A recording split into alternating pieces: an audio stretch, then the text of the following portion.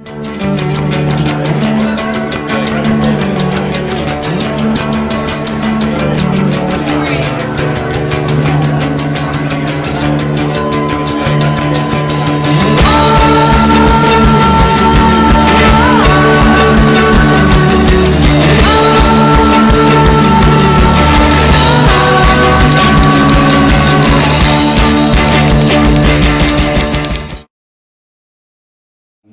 I was a student at LSE, I got a degree in economics, I was desperate to work for the BBC. I applied for 3 jobs and was interviewed by the same person every time. And on the third interview I said, "Look, what's wrong with me?" And he said, "Well, go and do something interesting like travel."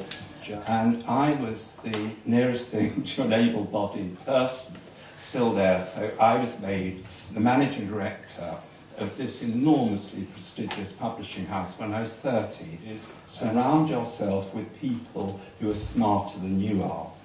And there's a danger with a lot of chief executives that they worry about hiring smarter people than they are because they feel threatened. But who gets the credit when things go well? The chief executive. And that's a very, very... have good contacts. Use people for advice. Hire people brighter than you are, because you get the credit when things go well. And I wish you all very good luck in what you do, and thank you for listening to me without muttering and sneering.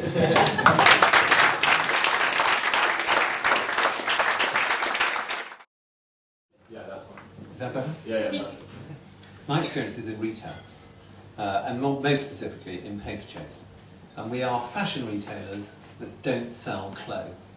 That's the really important thing to get hold of. But I imagine that the principles that apply to retail apply to other businesses as well. Because I hope so, otherwise we're going to get very bored.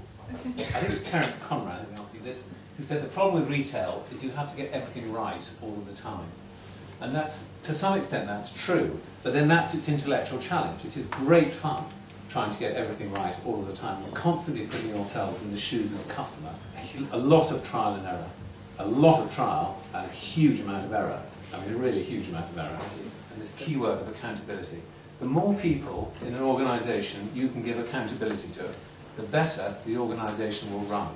You've got the shops, you've got your stock, you've got the offices, which must look very like the shops. Even the warehouse, even the inside of the warehouse should look like the shops, so that the culture is like a, like a stick of rock that goes the whole way through the business.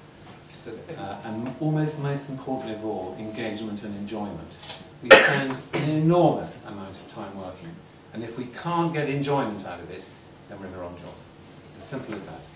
And there are 2 golden rules of customer service. Number 1 is the customer is always right, and number 2 is if the customer is wrong, you refer to rule 1.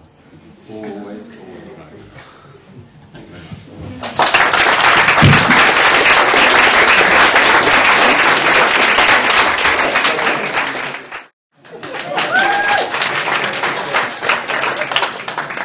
Thank you very much. Is this the right sort of volume?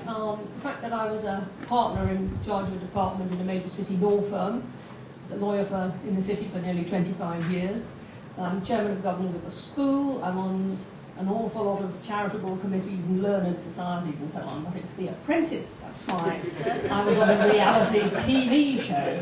That's why I'm here. 5 years watching Britain's greatest business brains at work. Why did I stop? Well,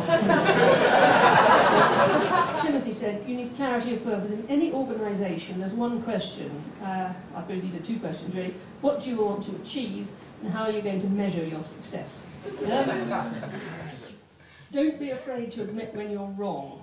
And this can be very difficult, both when you're at the bottom and when you're at the top.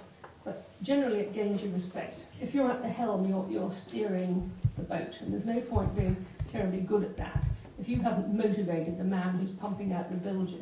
That's it. And you want to ask any questions? I think we're probably all on the sort of panel now, are we?